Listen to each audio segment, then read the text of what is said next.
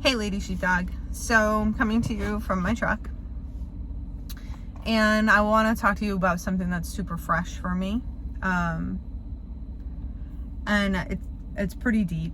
So the thing I want to talk to you about is what nobody will talk to you about, as far as when you become a police officer and you become the go-to for everybody you know. You become the go-to, and it's something that I don't even know if any of us are prepared for.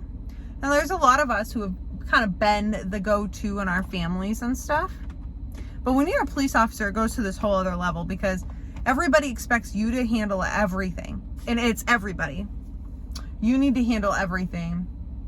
You need to answer all of the questions. You need to get all of the answers to all of the questions. You need to be the person that everybody talks to. You need to be okay. Of course you're okay. I mean, you deal with this shit. It's just who you are. You're super strong. Everybody else can be a mess, but you need to fucking have your shit together. And yeah, that's kind of part of like becoming a police officer, becoming, you know, a strong woman officer that, you know, people don't talk about. And I want to go over it with you and tell you, I've had an experience. I've had this over and over and over again. When anything traumatic happens in my family, this is what happens. I'm the person that everyone calls. I'm the person that everyone, you know, leans on. And I don't hate it, but it wasn't something I was prepared for when I was a young 20, 21, 22-year-old girl who started this job because she wanted to be a police officer. She wanted to be a role model for others. She wanted to be a solid person in society that other people can look up to and that other people could, you know, lean upon. But I wasn't prepared for what that meant. And, you know, people are gonna, whenever people's days go to shit, their lives go to shit, you're gonna be the call. Doesn't matter when that all happens. I've gotten calls from people 2 o'clock in the morning screaming, thinking their child is dead, and I'm hours away. There's literally nothing I could do, but I'm the police officer, so I get the call. You know, when people pass away in the middle of the night, there's nothing I can do. I'm hours away, but I get the call, because what's going on is the people want comfort. They want somebody. They want someone to comfort them. They want to know that they are supported. They want to know that they want to talk with somebody. And a lot of times we end up being that person. You know, as a woman, and if you haven't experienced this, yeah, that's okay. I hope you never experience it, to be honest with you. But as a woman, when you get into this job, we kind of end up becoming like the PD mom.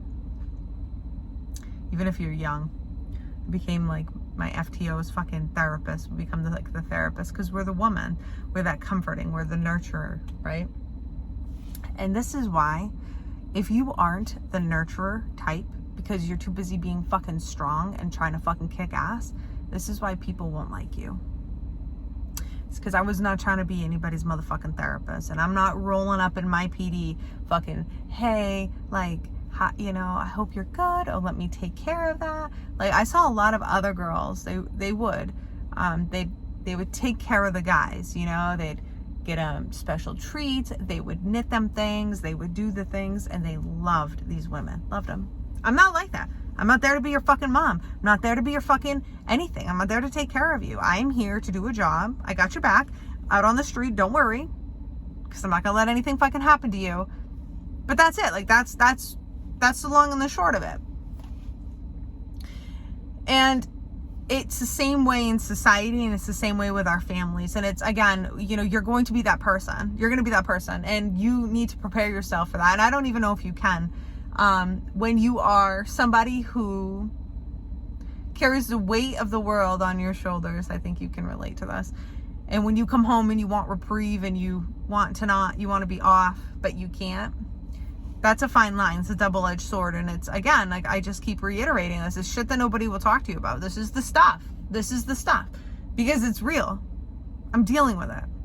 I got a fucking 3 a.m. emergency fucking call me now message. Didn't get it till 7 a.m. and I'm recording this at 12:30, and all day long I have been, dealing with things, and it's hard on top of everything else. And so I'm here, and I wanted to make a video while I was fresh in the emotion, because I want you to feel it. I want you to feel that I'm exactly where you're at, and I want you to understand that you're so normal.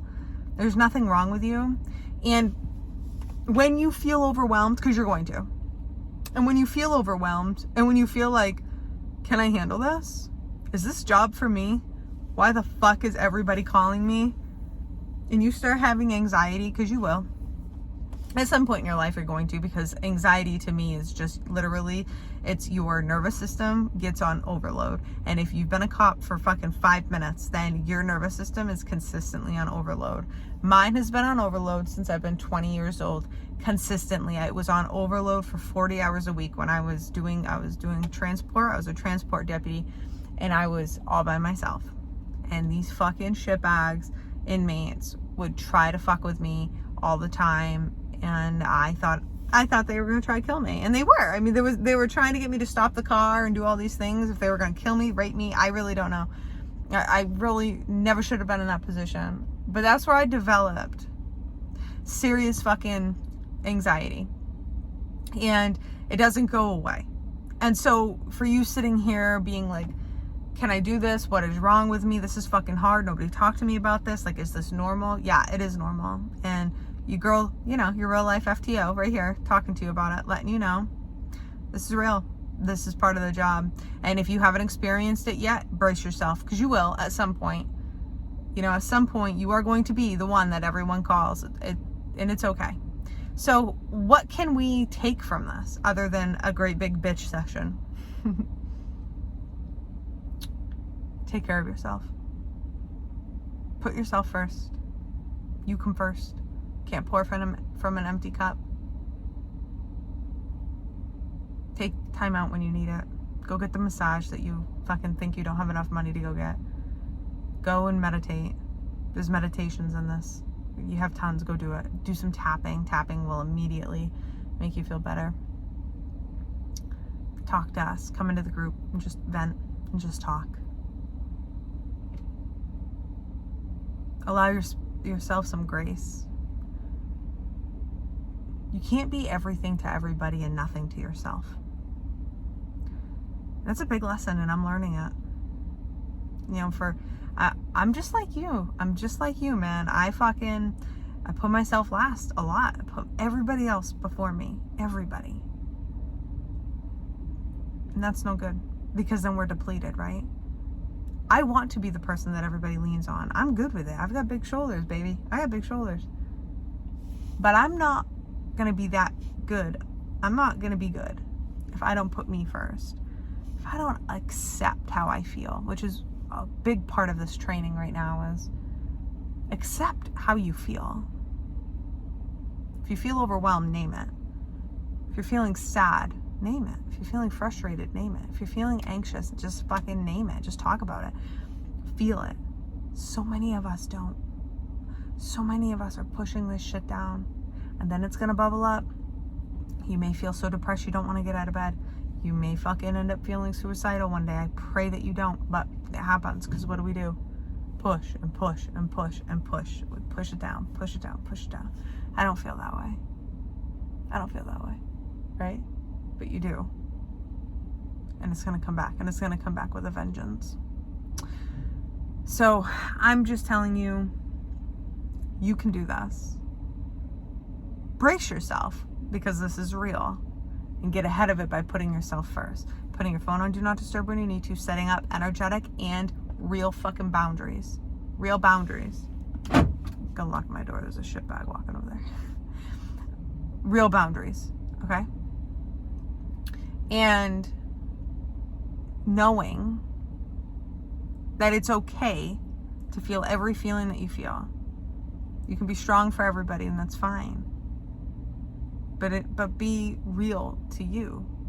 Have the people that you can just go and be you with. That's the Lady Sheepdog Club. That's why I created it, is because it's like, man, I gotta be out there and be superwoman to everybody else, but in reality, I'm just a girl. I'm just a girl, and I'm just here trying to figure it the fuck out. And I want you to know you're not alone, and all of us are here just trying to figure it the fuck out. Okay? I hope this was helpful.